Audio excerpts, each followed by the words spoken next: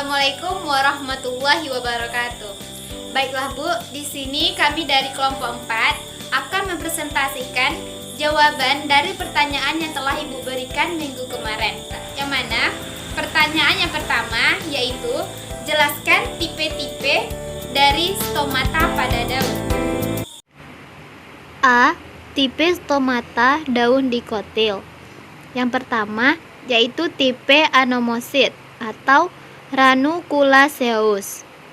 Sel penutup dikelilingi oleh sejumlah sel tertentu yang tidak bisa dibedakan bentuk dan ukurannya dari sel epidermis yang lain.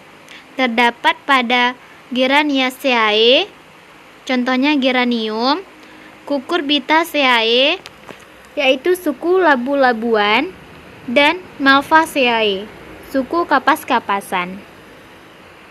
Yang mana gambarnya bisa kita lihat di sini. Ini stomata pada Citrullus, yaitu contohnya genus dari semangka atau Citrullus lanatus. Ada perbesaran gambarnya juga di sampingnya, yaitu tipe stomata anomosit ini. Yang kedua, tipe anisosit atau cruciferous, yaitu sel penutup dikelilingi oleh sel tetangga yang tidak memiliki ukuran yang sama.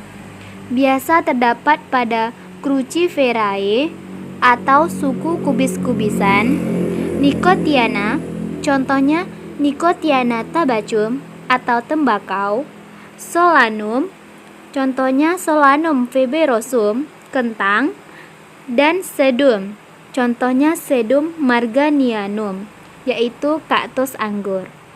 Gambarnya bisa kita lihat di bawah ini, yaitu stomata tipe anisosit pada Sedum. Yang ketiga, tipe parasit atau Rubiaceae, yaitu setiap sel penutup didampingi oleh satu atau lebih sel tetangga yang letaknya sejajar dengan stomata.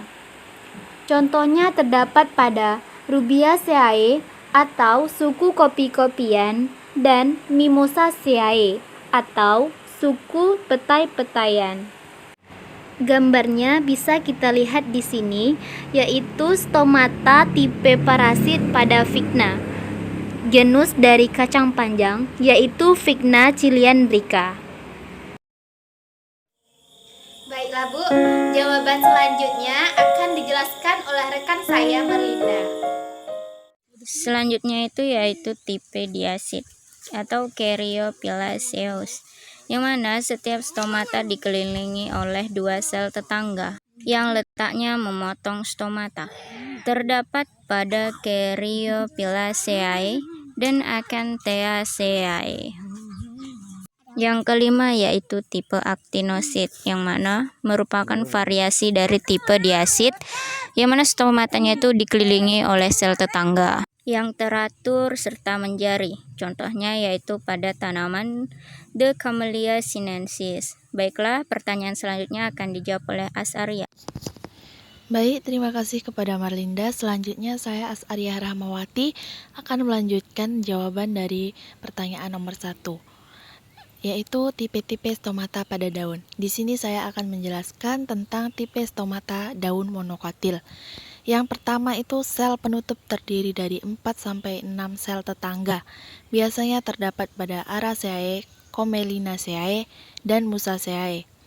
Kemudian yang kedua, sel penutup terdiri dari 4 sampai dengan 6 sel tetangga, yang 2 diantaranya berbentuk bulat dan lebih kecil dibandingkan yang lain dan terletak pada ujung sel penutup.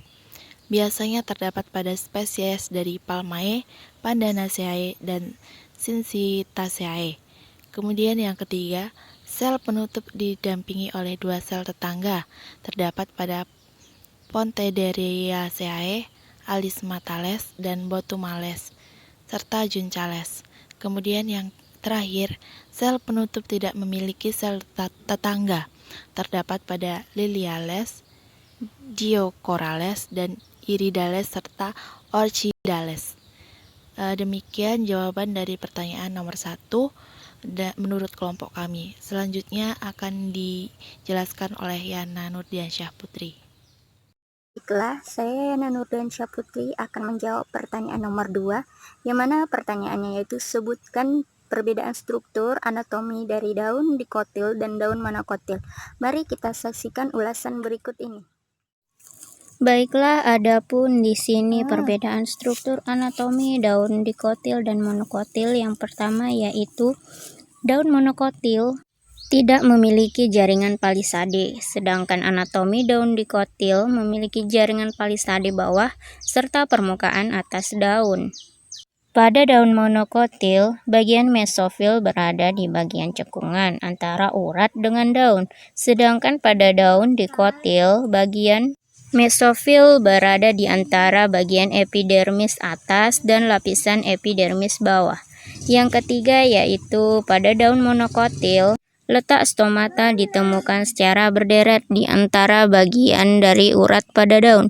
Sedangkan pada daun dikotil, stomata berada di bagian atas dan bawah permukaan daun. Yang keempat yaitu daun monokotil, stomatanya tersusun berjajar sesuai urat pada daunnya, sedangkan pada daun dikotil, stomatanya tersusun secara tidak beraturan. Yang kelima yaitu pada daun monokotil mempunyai 2 lapisan jaringan epidermis, yang mana letaknya di bagian atas dan di bagian bawah dari permukaan daun.